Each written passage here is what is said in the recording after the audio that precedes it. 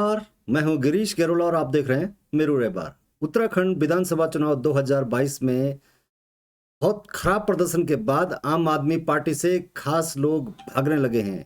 तो क्या कर्नल अजय कोठियाल जो सीएम का चेहरा रहे हैं, उनके इस्तीफे के बाद एक लंबी फेहरिस्त आ गई है जिन्होंने आम आदमी पार्टी छोड़ दी है। इसके पीछे क्या वजह हो सकती है, ये राजनीतिक विश्लेषण का विषय है, राजनीतिक चर्चा का विषय है। लेकिन जिस तरीके से जोत सिंह बिष्ट की एंट्री हुई और उससे ठीक पहले सीएम के चेहरा रहे कर्नल अजय कोठियाल ने पार्टी छोड़ने की घोषणा की, उसके बाद तरह तरह के सवाल उत्तराखंड की राजनीति में घूम रहे हैं। और बड़ा सवाल ये भी है कि कर्नल अजय कोठियाल अब राजनीति में किस करवट बैठेंगे, क्या बीजेपी की तरफ जाएंगे, कांग्रेस की तरफ जाएंगे, या फिर एक और विकल्प उनके पास है। यमुनोत्री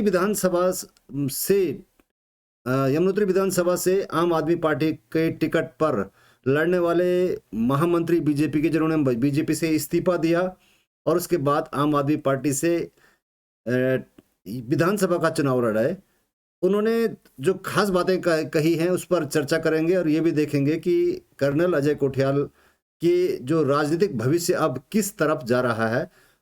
हमारे वरिष्ठ जो संवाददाता हैं चिन्याली सौर से हरीश थपलियाल ने बात करी मनोज कोहली, जो बीजेपी के महामंत्री के पद से इस्तीफा देकर आम आदमी के पार्टी के टिकट पर चुनाव लड़े थे। नमस्कार, मैं हाजिर हूं हरीश थपलियाल। डिजिटल प्लेटफॉर्म में आप सबका स्वागत है।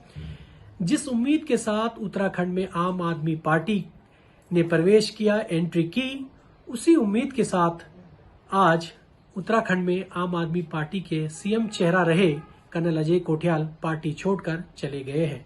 अब उत्तराखंड में आम आदमी पार्टी का क्या भविष्य होगा, क्या रूपरेखा होगी, इस पर बातचीत करने के लिए हमारे साथ यमुनोत्री विधानसभा के आम आदमी पार्टी के प्रत्याशी रहे मनोज कोहली जी मौजूद हैं। हम उनसे बात करेंगे। मनोज जी, विधानसभा चुनाव हुआ, आम आदमी पार्टी को करारी हार मिली। इसके बाद आम आदमी पार्टी के सभी पदाधिकारियों ने पार्टी छोड़ने का निर्णय ले लिया है, जिसमें आप भी हैं। क्या कहेंगे? देखिए, सभी पदाधिकारियों ने तो निर्णय नहीं लिया है।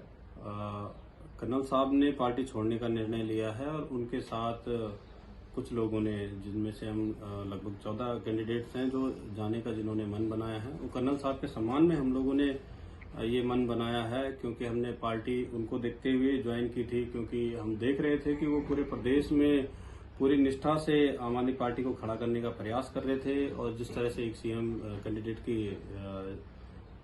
जिम्मेदारी होनी चाहिए, हमने देखा है उन्होंने पूरे उत्तराखंड में पूरा क्षेत्र भ्रमण किया था, जगह जगह वो गए थे। और मुझे वो दिन भी याद है, लास्ट दिन जो है चुनाव। नमस्कार, मैं हाजिर हूं हरीश थपलियाल। मनोज जी, विधानसभा चुनाव में आपका एक साहसिक फैसला रहा है। आप एकदम से अचानक कम समय में आप विधानसभा के प्रत्याशी बने। आपसे जानना चाहेंगे कि आपका अनुभव रहा, क्या आपने निष्कर्ष निकाला कि कम समय में चुनाव नहीं लड़ना चाहिए या लड़ना चाहिए, तो क्या रूपरेखा आपकी रही? देखिए, मैं अपने इस फैसले से पूरी तरह संतुष्ट हूँ और मैंने इस विधानसभा चुनाव लड़के बहुत सारी चीज़ें सीखी है और मुझे बहुत प्रसन्नता हुई और मैं ईश्वर का शुक्रगुजार हूँ कि उन्होंने मेरे इस जीवन की स्क्रिप्ट में जो है एक ये किरदार लिखा हुआ था और वो मैं सभी के सहयोग से पूरी ईमानदारी से निभा पाया हूँ। हाँ, चुनाव लड़ने का फैसला अंतिम क्षणों में वो कंडीशनल था, क्योंकि चीज़ें हमारे हिसाब से नहीं हो पा रही थी। मुझे लग चुका था कि हम अपने कैंडिडेट को नहीं जिता पाएंगे जिस दल में मैं पहले था। तो मेरी वो पूरी शुरू से ही ये प्राथमिकता रही है कि मैं पूरी ईमानदारी से चीज़ों को करूं। संगठन में जो गुटबाजियां चल रही थी या नाराजगियां चल रही थी, तो मेरा वो प्रयास रहा कि मैं हर स्तर पर उसको सुधारूं, लेकिन सुधार नहीं पाया। मेरी जिम्मेदारी एक महामंत्री के उस टाइम पे अपने कैंडिडेट के लिए बेस्ट करने की थी और मैं ये समझ चुका था कि मैं अपने कैंडिडेट को नहीं जिता पाऊंगा। तो मैंने ये फैसला लिया कि मैं खुद हार जाऊंगा अगर मैं नहीं वो कर पा रहा हूँ। और वही है, आपने भी चीज़ें देखी होगी, परिणाम तो सब सामने आ गया था कि बहुत बड़ी तादाद में। मनोज जी,